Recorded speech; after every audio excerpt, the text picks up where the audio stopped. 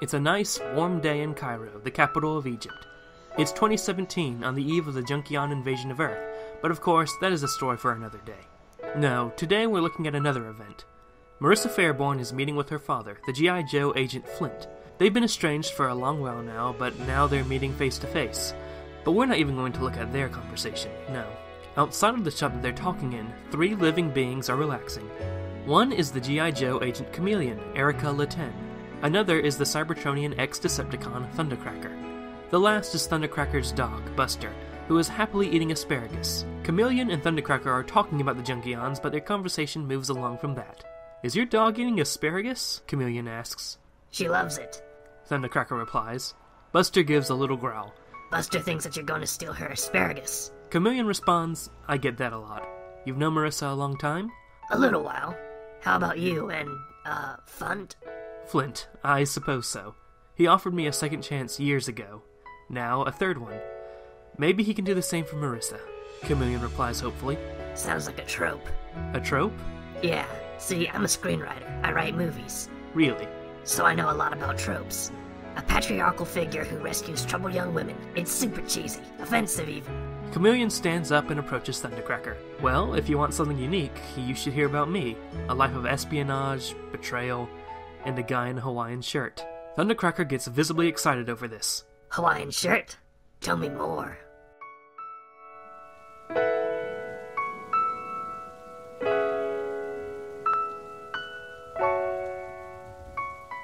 Ladies and gentlemen, welcome to Transformers Lore, the series where I talk about various storylines, characters, events, sciences, and other parts of what could be called the Hasbro Takaratomi multiverse. Today, on this episode of Transformers Lore, we're going to take a look at the first part of an epic saga that transpired in various different G.I. Joe stories, set in Primex 1005.19 Gamma, otherwise known as the Hasbro Universe, or the IDW G1 Universe. The first part comes in the form of a miniseries called G.I. Joe Cobra.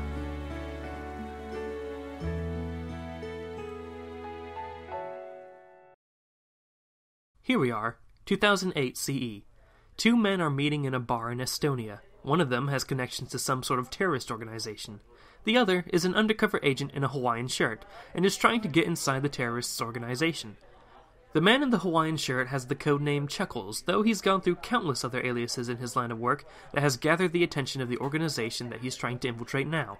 During their meeting, Chuckles observes many different things about the man he's talking to. He smells like French cigarettes, he's left-handed, and has some sort of bodyguard on standby sitting at the bar. Suddenly, the doors to the bar are blown up and in come G.I. Joe agents like Duke, Scarlet, and Heavy Duty. A bar fight erupts and Chuckles manages to land a direct hit on Scarlet, and the bodyguard to the terrorist is taken out. Chuckles and the terrorists manage to escape the bar only to find themselves surrounded by local paramilitary forces hired by G.I. Joe for backup. Chuckles and the terrorists manage to escape them, commandeer a truck, and escape the area. Once they're in the clear, Chuckles tells the terrorist that he's sorry that they lost his bodyguard, but the man replies that he was just a nameless viper, only existing to strike out at their enemies.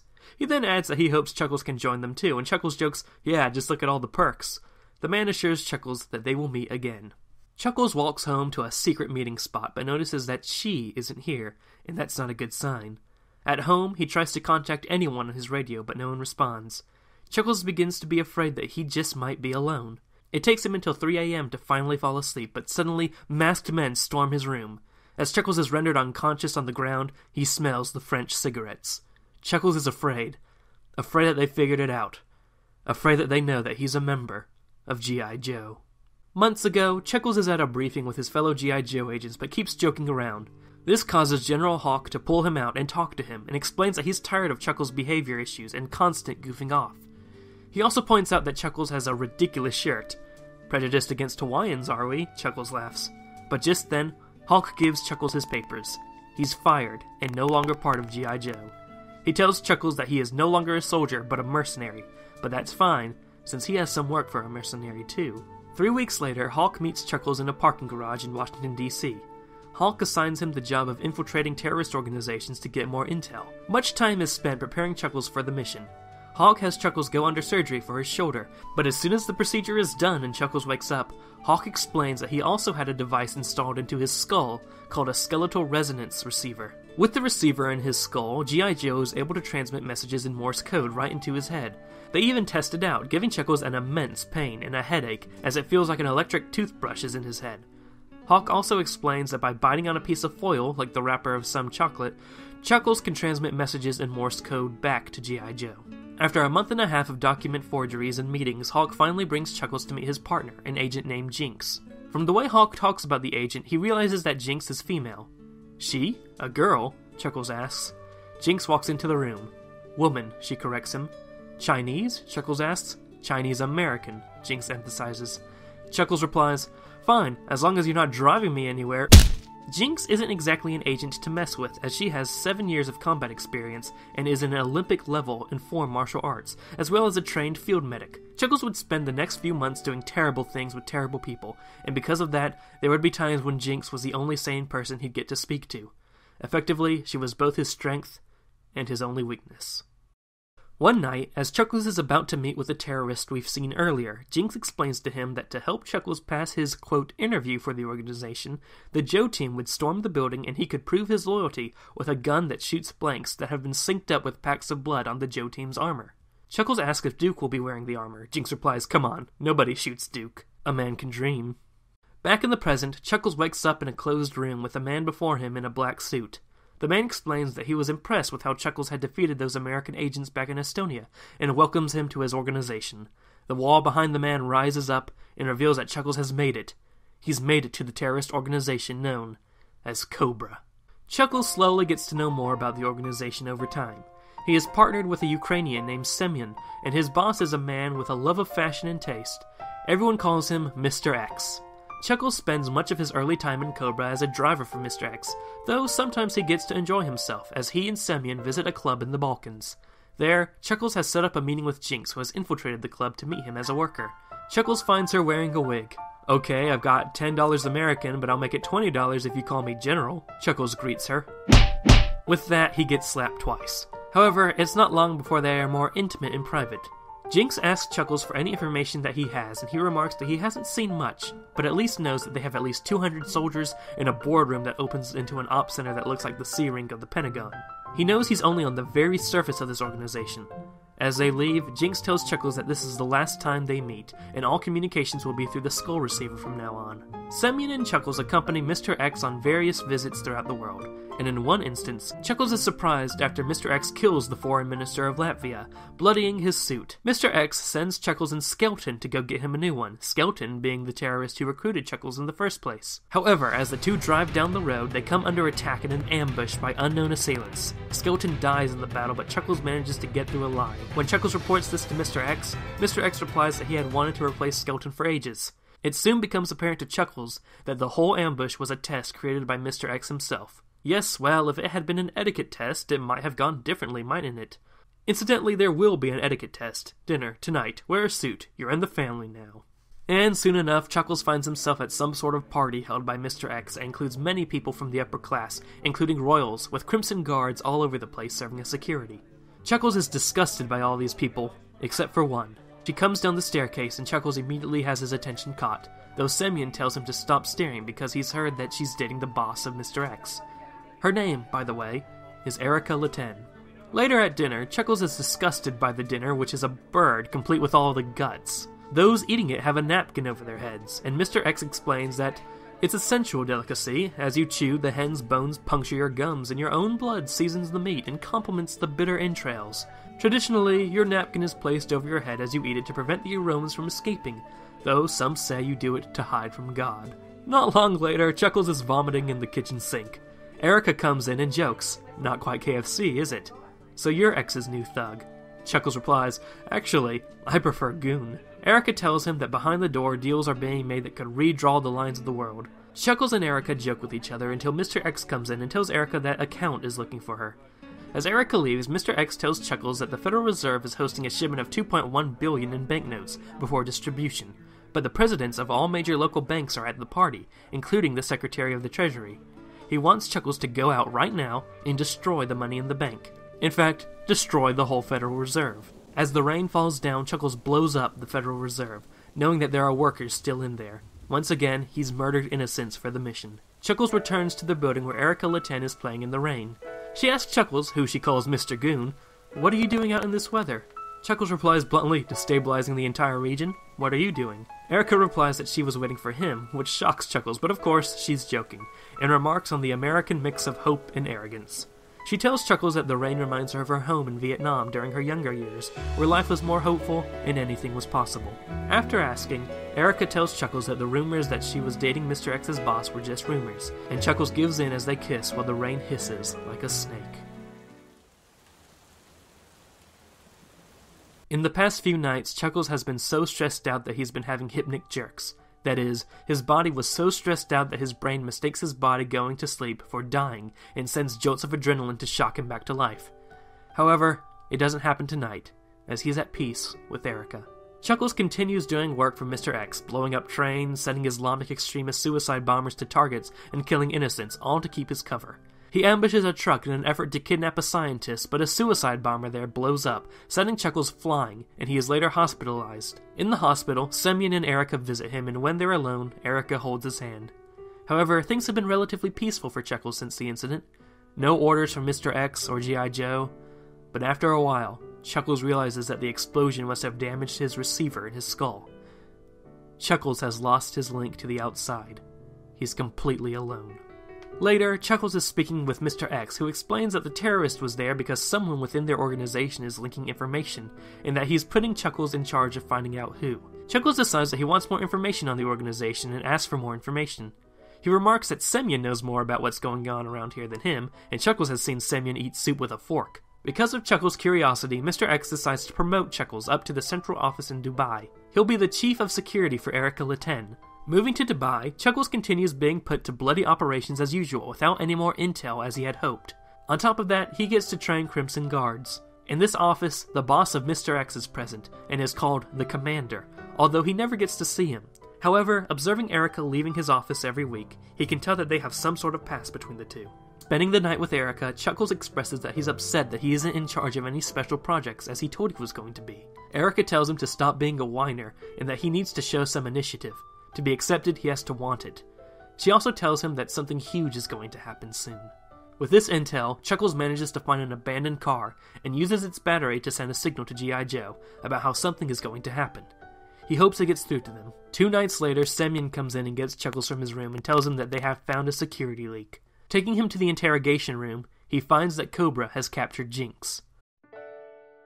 Chuckles is shocked and Jinx yells at him, telling him not to pretend that he doesn't know her. One Crimson Guard remarks that Jinx has been in many locations at the same time as Chuckles, and Jinx adds that Chuckles killed her family 6 years ago in Cambodia. She's making up a cover story since she's been caught. Chuckles is scared and begins to consider his options on how he could free her, but in the end, he knows it's useless. Trying to save her and get out of here would be difficult enough, but his cover would be blown and Cobra would get to kill tens of thousands of people in the future, and the people Chuckles killed would have all lost their lives in vain. Jinx yells at Chuckles, saying that he's a coward if he doesn't kill her. Tears stream down her eyes as she yells, "Do it!"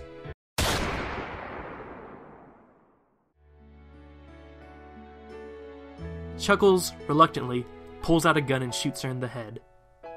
Semyon is surprised and asks why he killed her immediately instead of interrogate her for information, and Chuckles said that she was a nobody who wouldn't have information. He leaves and grieves, not just for Jinx, but also, in a way, for how much he's lost himself. He's disgusted with himself because the first thing he thought when he saw Jinx captured was, "Thank God it's not me." Later, Chuckles catches up with Erica at a base after killing a spy in the area. He tells her that he wants to go in all the way now because he's ready, he wants it. But really, this isn't because Chuckles is dedicated to Cobra. He's dedicated to bringing Cobra down, no matter what it takes.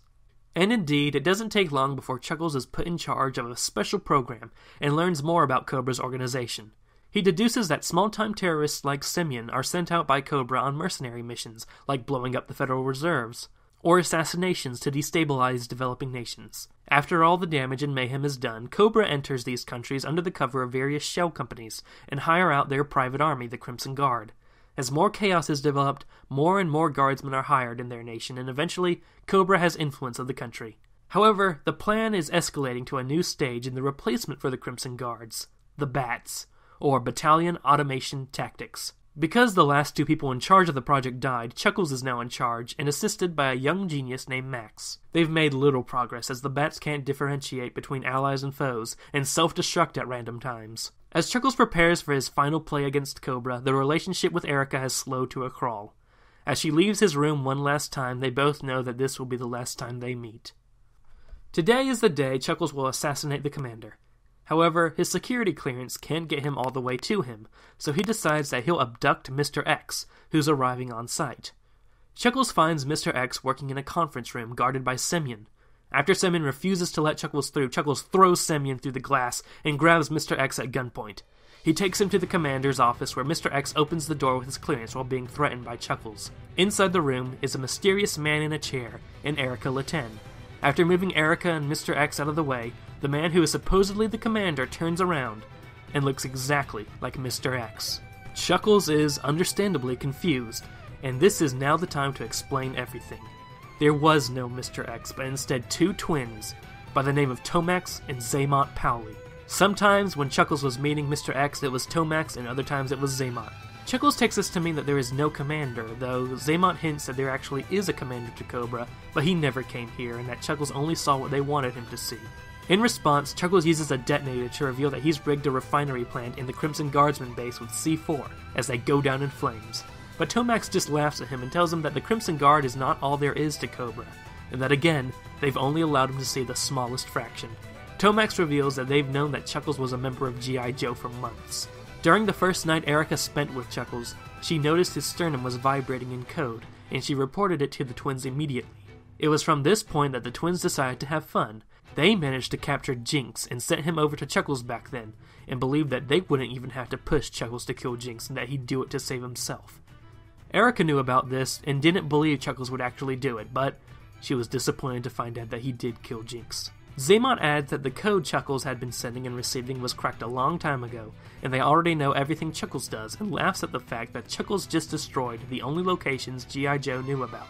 They also knew that Chuckles had planted explosives, and with the press of a button, the Crimson Guard and Semyon come in. It's the end for Chuckles. They even know that he couldn't manage to bring C4 into the office they're in because it was too protected. However, Chuckles reveals that he didn't have to, and with the press of a button, the bats come storming through the wall, killing everyone in sight. Chuckles grabs Zaymot at gunpoint and explains that the bats will self-destruct in 5 minutes, since they're really good at that. Tomax and Erica begin to leave through a secret door and Chuckles fires at them, but nothing happens. Tomax reveals that they had Erica put blanks in his gun this morning. "You can't hurt us, go ahead and try," Tomax teases. "Okay," Chuckles replies, firing the gun right into Zaymot's face, scarring him. Tomax and Zaymot begin to escape as Semyon tackles Chuckles. Erica pulls out a gun and Tomax tells her to fire, but she can't because Semyon is in the way. She finally gives up and drops the gun and leaves with the twins. Chuckles and Semyon wrestle on the ground, and Semyon says that he thought Chuckles was a good guy, but he's changed. Chuckles managed to take Erica's gun and killed Semyon. Chuckles walks through the facility as everything's burning, and the Crimson Guard is being annihilated by the bats. He hallucinates Jinx running by him before Max shows up and is panicking because everything's being destroyed. But Chuckles walks away from the building, leaving Max to die in the destruction. Chuckles goes to a rooftop and watches the facility burn from afar for 5 hours. He thinks about how Semyon had told him that he thought he was a good guy. Chuckles realizes that if he ever was one, he certainly isn't anymore. He can never go back to G.I. Joe after everything he's done, especially considering that in the end, after everything that's happened, he has nothing to show for it. Chuckles decides that he will honor Jinx's memory. He's going to find Cobra, and he will destroy it. That's going to wrap up today's episode of Transformers Lore. Thank you so much for watching. To get more updates on Chuckles' story as to how he will pursue Cobra to the ends of the earth, subscribe if you like. Follow me on social media for updates, and don't forget that we have a Discord server. Have a great day, ladies and gentlemen.